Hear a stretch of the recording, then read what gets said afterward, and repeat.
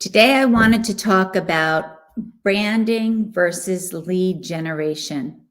This is a conversation I must have on a daily basis, and that's why I thought it would be great to put it out there to see what other people have to say about this issue of branding versus lead generation. So now, as we all start to put together our marketing campaigns, we got to have our objective in mind.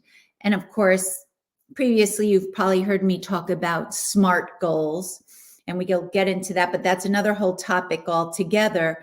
But you got to have your goal. So, what is your goal? Is it to enhance the brand of your company, or is it to gain leads? Now, a lot of the companies I talk to, and I'll have meetings with them, and they'll sit down and we'll have this big board and they'll say, okay, Donna, we've done this many email blasts and we've done these banners and we've done this. And this is how many leads we have. And they'll circle the amount of leads. And I always say, well, what about the branding? And they say, well, we're not interested in branding. And I'm like, ooh, you're being a little short-sighted there. You have to be interested in the branding. And this is where you will stand above your competition. This is how you'll be able to stand out, because marketing has evolved at a very fast pace. But when COVID hit and more people started to do digital marketing, the marketplace is getting very crowded. And now for a brand to stand out, to get your message seen, it's talking about going back to quality and building relationships. And you want to build relationships with the people so that it builds and builds and builds, which instills the trust so that they become loyal customers of yours year after year. Now, everyone must say, oh, well, yeah, Donna, we know that. But if we get the leads, we'll take the leads and we'll nurture them ourselves. Yes, that's true. But there's two things with that. One is you got to be careful what lead generation programs you go into. Because I'm hearing more and more from people sometimes, if you sign up for a program and if the number of leads is not reached, and you have a guaranteed number of leads, what they do is they go and they buy some data to fill it in to supply you those leads.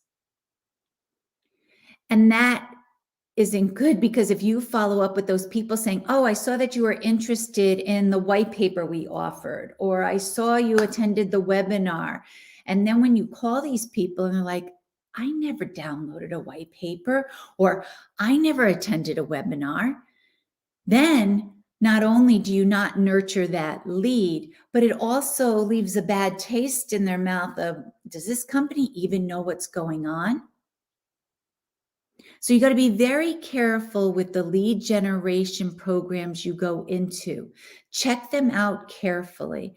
Make sure of how are they capturing these leads? Are these leads definitely interested in what you have to offer? Did they definitely show an interest in your offer? Make sure they're not supplementing that with other compiled data. One, those people haven't showed an interest. And two, you can probably get the data a lot less expensive than going through a lead generation program. So you want to protect yourself there. The second thing is with branding, yes, you'll go out to a larger group, and maybe at the end of the day, you won't know exactly out of that email blast who maybe converted and became a customer. But if you take the time and really find your target audience and send a message to that target audience that resonates with them, maybe they're not going to buy or make an action right away, but you've got your name out there. We all have to sit back and think about when you go to buy something, what do you do? I know me, I'm a researcher, and because I never want to waste money. So if I'm looking at a product, say a car, it could be a car, or it could be a piece of equipment for the office, or anything along those lines, even Christmas gifts for that matter. I always go and I research it first. I don't go and start talking to people. I don't reach out to the company because, one, I like to see what other people are saying about the product, because companies notoriously will say that they've got the best product, like, you should work with us. We're the best marketing agency. Would you work with us? No, you're going to want to make sure we know our stuff and that other people have used our services and have been happy with it. Even my son who's in college, it's kind of insane now, but they go on a site to rate their professors before they even sign up for their courses. So everybody is doing a lot of researching about your brand before they take any action where they're giving out their details. So please keep that in mind. Because I'll get people who say, oh, well, we did a one-off email blast and look, we hardly got anyone to sign up. Well, of course not. It has to be a frequency. And so you've got to reach those people several times. And what that does is, one, you're able to nurture the individual if you're sending the right messages. Now, when I talk about messages, the messages should definitely be educational or beneficial to them. It's not all about selling your product. Show them that you know your industry.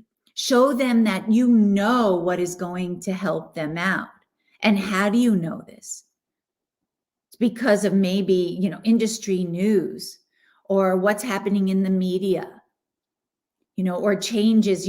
I was talking to a manufacturer yesterday, and we started talking about the supply chain issue, which everyone hears about every day.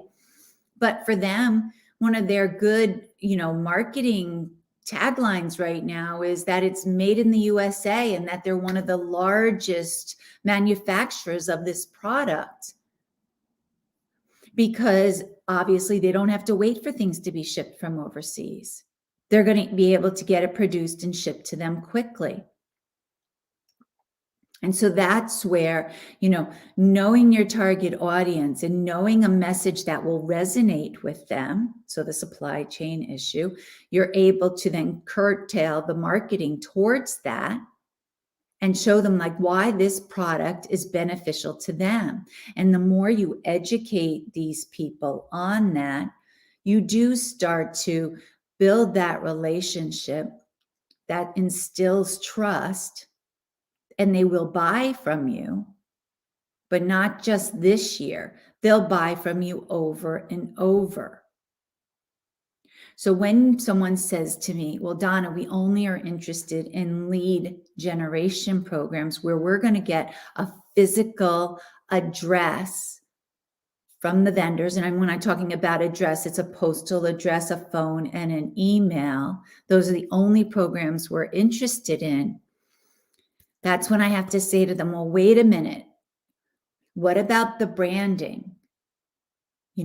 And go to maybe those sources where maybe they don't have a lead generation program, but they do frequency email blasts, and you set up 3 emails. And that helps nurture that individual for finally to take the step so that they sign up. And when they do it, it'll be a more direct route too. They're going to go right to you versus signing up, going through, downloading the white paper, doing this, and then you're getting it maybe through a content syndication, and then you're getting the addresses back. Because it may not even be the right people, really. Because if they haven't taken that step to contact you directly, they may not be the right audience.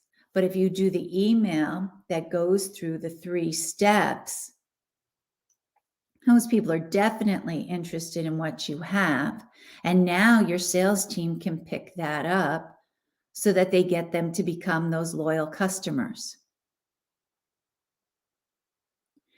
So these are things to think about, branding versus lead generation. You always have to have branding. Your name has to be out there, and people have to see it multiple times.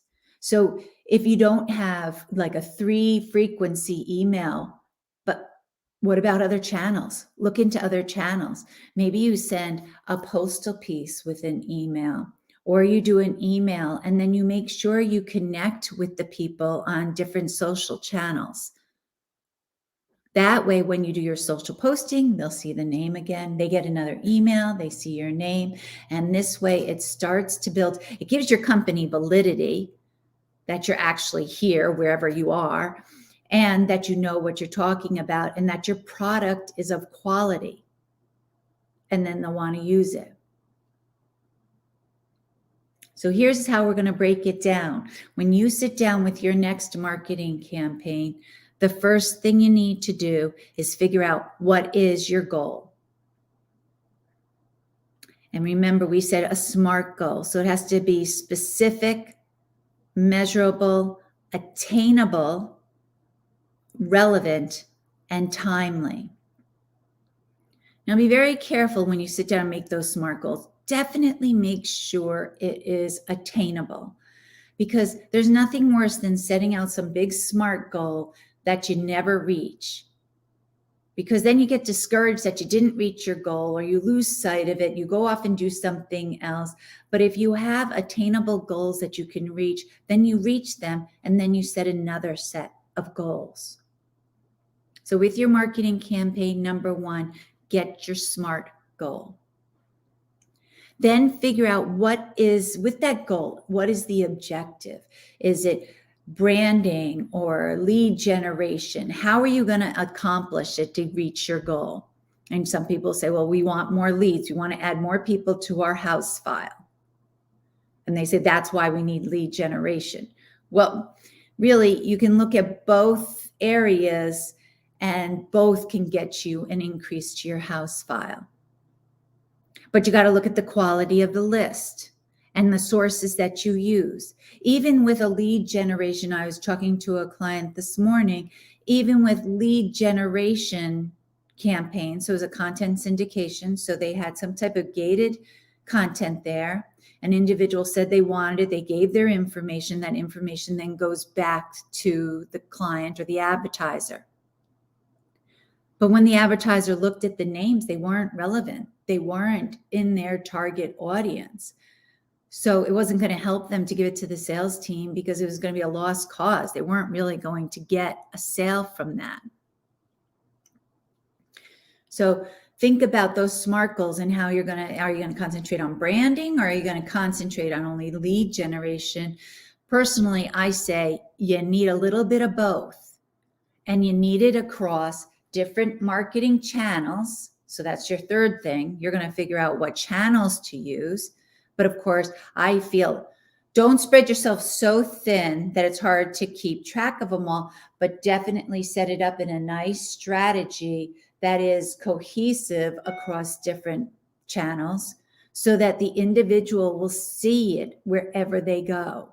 So like I said, whether they get an email and then they get a social post, or they get a postal piece, they're going to see that name. The fourth thing, start out small. Small. And I'm saying this because I had another client this week say to me, oh, well, I don't think we're ready. We're not going to move forward because we want to go back and do more research on figuring out what channels they'll really like, or what the messaging should be. And I said to them, instead of spending the money and the time on research, why not go out with a small campaign and start to see what type of traction we get? Because then you're spending the money and the time, but it's already starting to get the branding out about your company.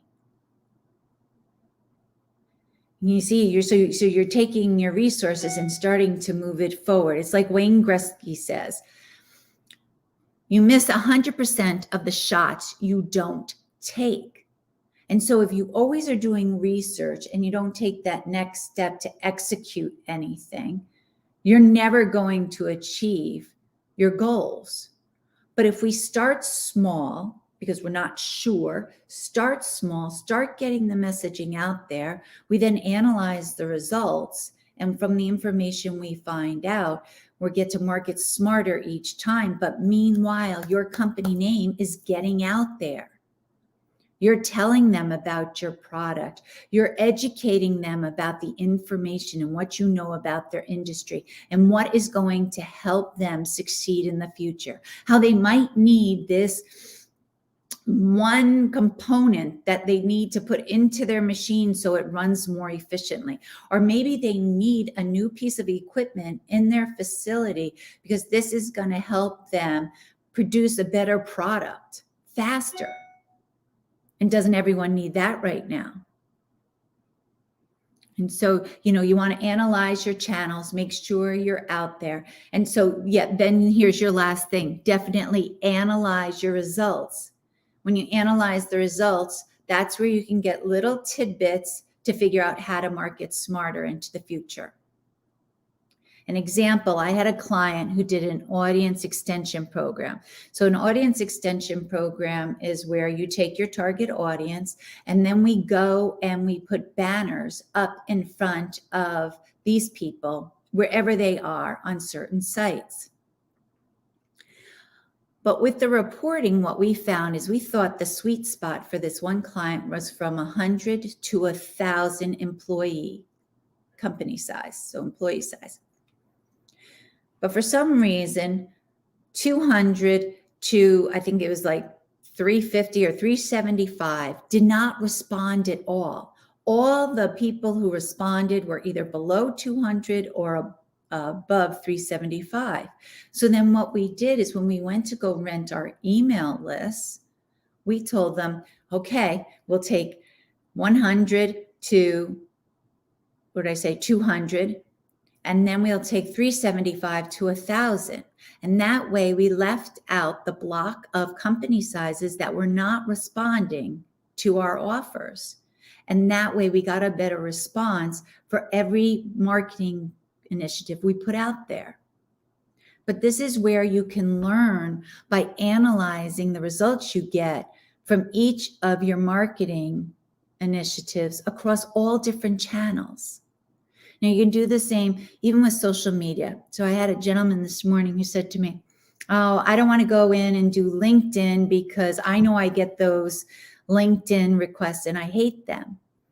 And I said, yes, but if you go on a smaller scale and make it very personal, talk to the person about your industry, explain that, maybe you're a publication, but the information that's in your publication will help them be more efficient with their job. Then it helps them. They don't have to go through 10 different industry publications if they know that they can get yours and you're going to give them a synopsis of everything all in one nice little tidy package. So these are the things you need to look at. And I feel like when it comes down to branding versus lead generation, there's no set, yes, everything should be branding, or yes, everything should be lead gen. I think you've got to incorporate a combination of the two, as long as you make sure you really know your target audience and you are reaching them specifically, and that you send them informational pieces or educational pieces that resonate with them because of the job that they're doing. Then whether it's branding or lead gen, you're going to see that they're going to convert. But it will take a few touches to get them to convert because no one converts after one touch. You can't send one email and expect to be able to add like 10,000 to your house file. That doesn't happen anymore. But it takes time. And the thing is, if you do it right and you look at quality of sources, making sure you have the most exact description of your target audience with the informational piece that really talks to your target audience about how your product or service or publication can help them, that's where you're going to build that strong relationship that will instill the trust and give them the confidence to buy. And then once they buy, you're going to continue to nurture them and show them how much you love them and how much you understand them, that they'll buy from you year after year. I hope you found this information helpful. If you have any questions at all for me, please feel free to email me at dpeterson, Peterson, at worldinnovators, INNOVATORS.com, and I will get back to you right away. It's all about relationship building now, but you got to make sure you build quality relationships. So it is a combination, branding and lead generation, but doing it in a quality manner. Have a great day. Bye.